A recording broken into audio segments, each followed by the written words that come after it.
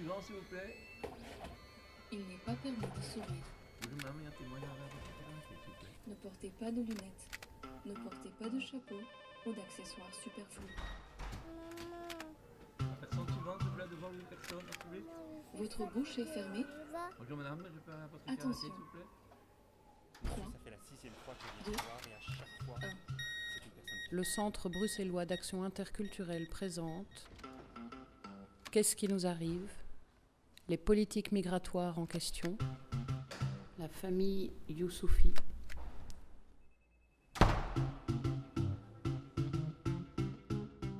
Je m'appelle Hussein, j'ai 20 ans, je viens d'Afghanistan et ça fait 4 ans que j'habite en Belgique. Ma soeur qui elle est là, elle s'appelle Parasso. Il a réussi sa 3e et il va en 4e informatique gestion. Ma soeur qui elle est là, elle va avoir bientôt 13 ans et elle est en 6e primaire. Fatima qui a 14 ans, il a réussi sa 6e avec à peu près 90% partout. Et moi, je suis inscrit à l'école de ICIP à Bruxelles. Je ferai l'ingénieur industriel électromécanique. Et Mohamed, et mon petit frère. J'ai oublié. Il y a mon petit frère qui a 7 ans, qui va en 2e primaire. Et mes parents ils suivent les cours de français. On vient d'Afghanistan et plus précisément c'est une ville qui s'appelle Kunduz. Et on habitait dans un petit village qui s'appelle Chawni Shora, au nord d'Afghanistan. Chez les musulmans, il y a deux types de branches. Il y a chiites et sunnites.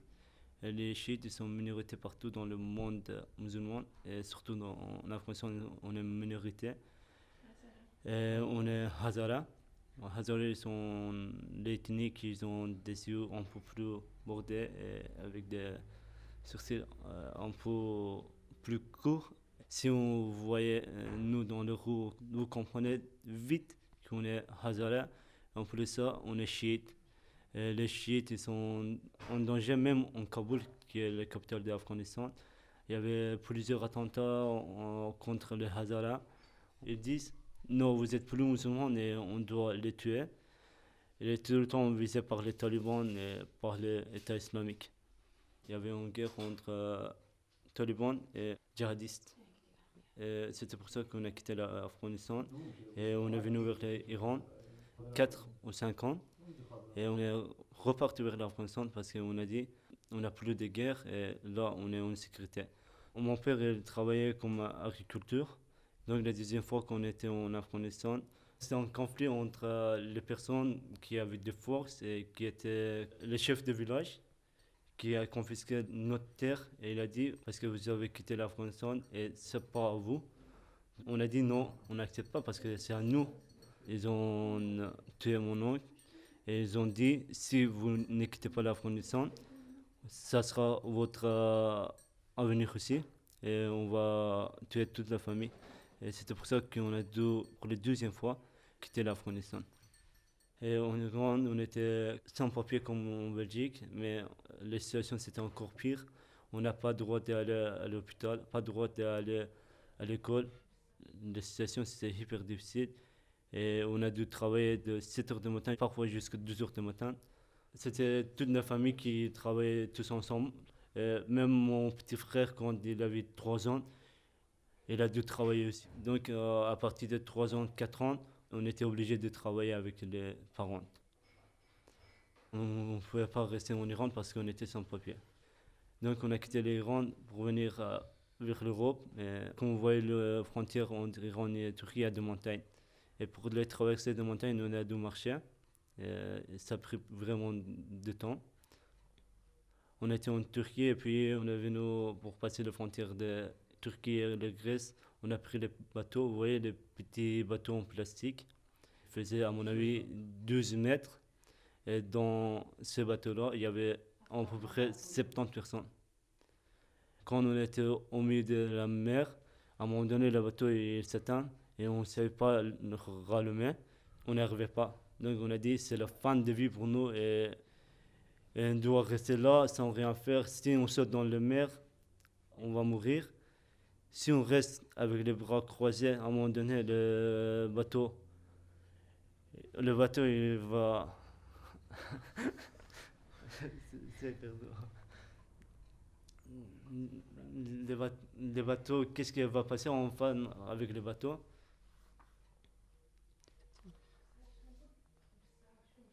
Mais on a essayé, on a essayé, on a essayé. À la fin, on est arrivé jusqu'à la frontière de Grèce. Il y avait des policiers qui nous ont dit, venez dans un centre de réfugiés. Et là, il nous a dit, vous devez quitter le pays dans 30 jours. Donc, on est venu vers la Macédonie. En Macédonie, il y avait des policiers qui nous ont frappé avec des bâtons en béton. Donc, je peux dire, j'ai encore mal parce qu'il m'a tapé vraiment fort. Et on a pris le train pour Macédonie jusqu'aux frontières de Serbie. Et là, on a dû marcher aussi parce qu'il y avait des montagnes, il y avait des forêts et tout. En Serbie, on a parlé avec les passeurs, il nous a dit qu'il peut nous passer de la frontière de Hongrie. Et là, le passeur, il est disparu.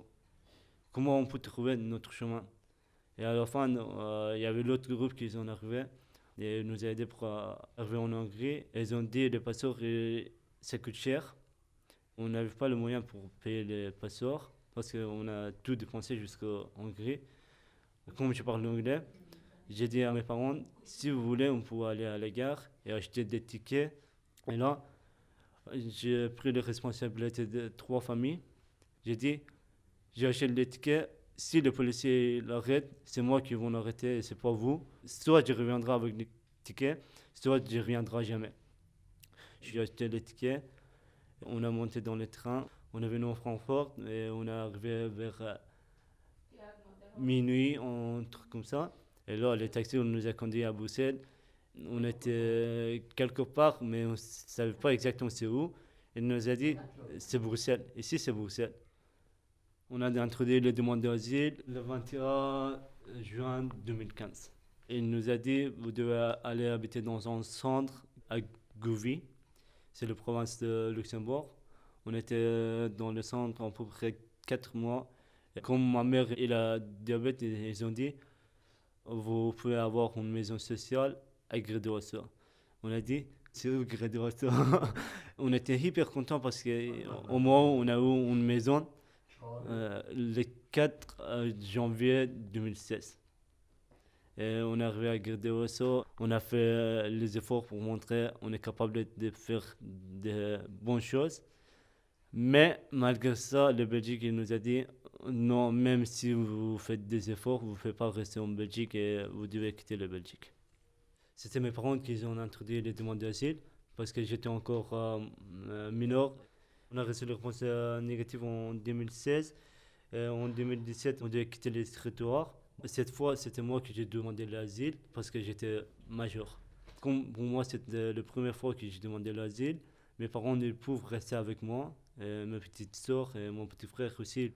Et là, j'étais hyper content. J'ai dit, ouf, à la fin, j'étais utile. Et puis, j'ai reçu la réponse négative. Qu'est-ce qu'on peut faire? On a distribué le petit tract dans l'école en disant on veut signer une pétition pour demander la régularisation. Et à ce jour-là, il y avait réunion des parents, à mon avis. L'association des parents. Et à un moment donné, il y a quelqu'un qui m'appelait.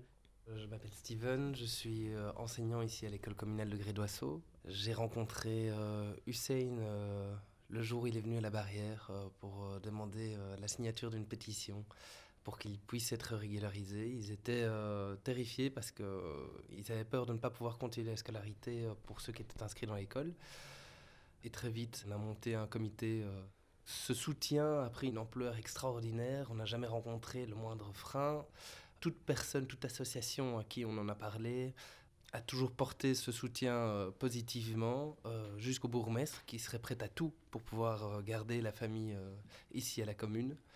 Le collectif ici actuellement se compose d'une vingtaine de personnes qui se rencontrent régulièrement, 1 à 2 fois par mois, pour aller faire les courses avec la maman 1 fois par semaine, pour revenir leur dire bonjour de temps en temps, pour qu'ils aient un peu de vie quand même ici au sein de la maison aussi.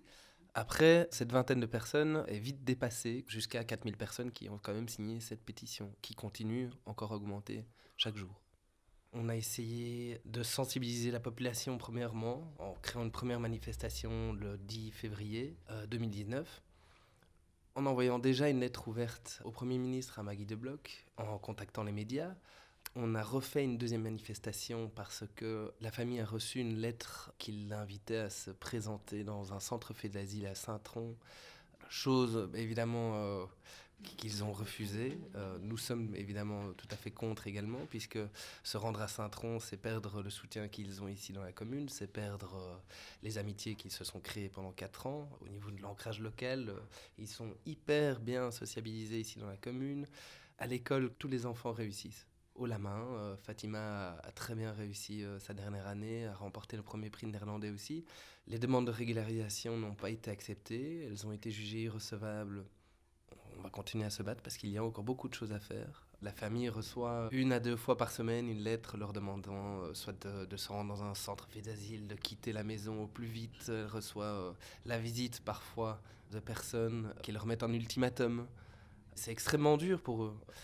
Moi, ce qui me rend malade, c'est que les gens chez nous ne se rendent pas compte à quel point ça doit être dur de vivre sans liberté.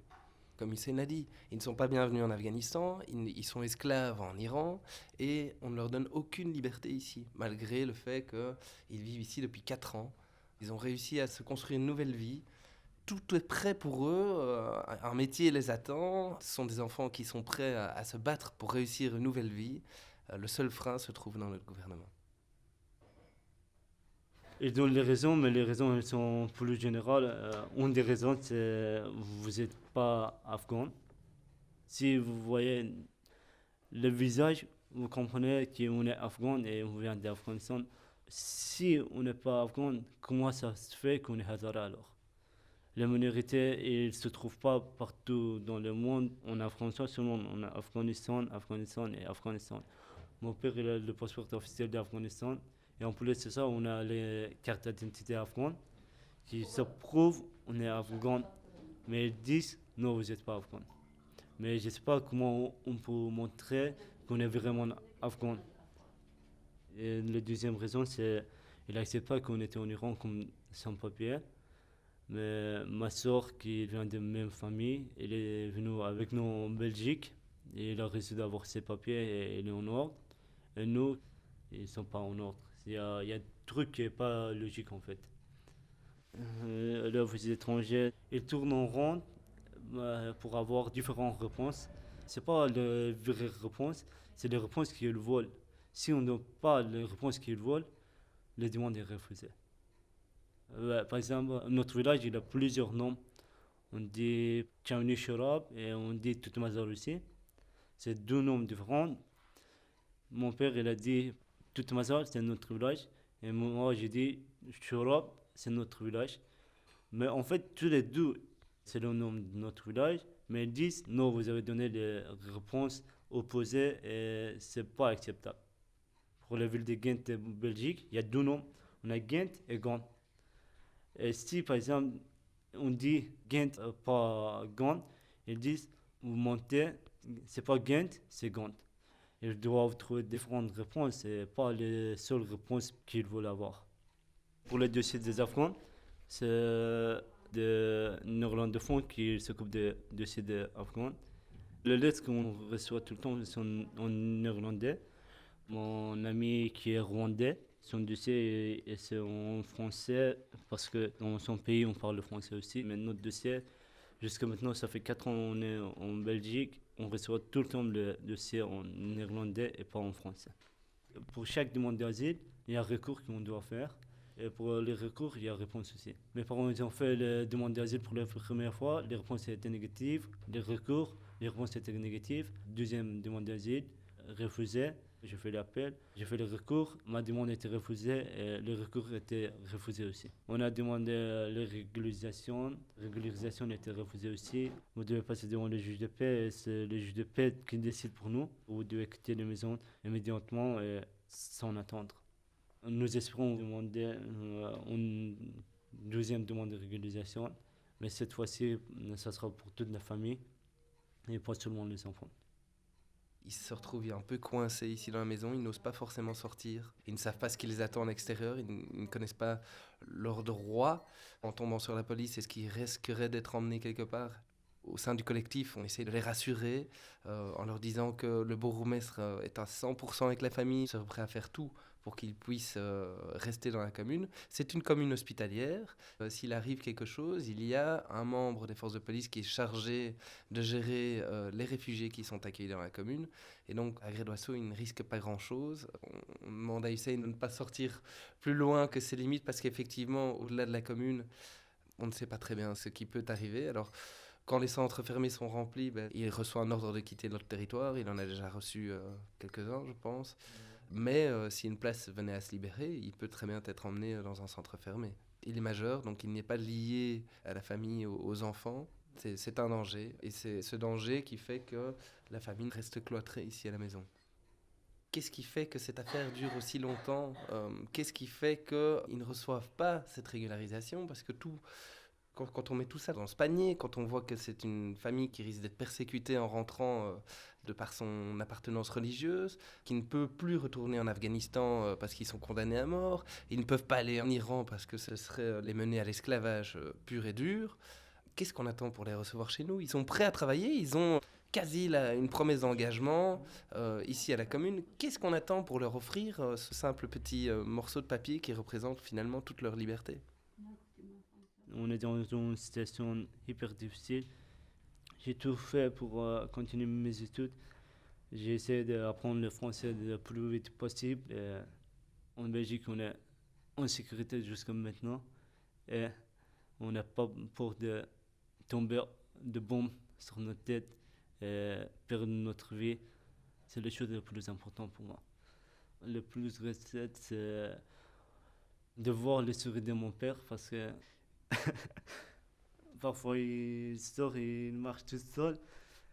Parfois je dis, mais pourquoi mon père il parle avec personne même? Il ne partage pas ses secrets avec nous. Et j'espère un jour je peux avoir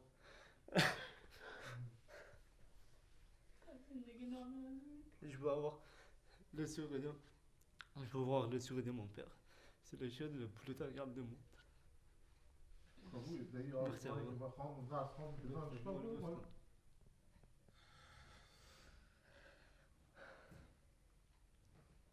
J'ai décidé de me suicider, mais je ne veux pas baisser mes bras et je veux montrer que je suis capable de quoi. Et s'il n'y avait pas la guerre en Afghanistan, si on pouvait avoir les documents en Iran, il y a plusieurs s'il y avait sécurité, si je pouvais continuer mes études, si mes parents ils étaient tranquilles, si ma maman il pouvait aller à l'hôpital en Iran, si ma maman il pouvait avoir des médicaments, si ma maman il pouvait soigner vraiment en façon humaine, je ne dis pas en meilleure façon, mais tout le monde de façon humaine en Iran, peut-être on n'était pas en Belgique.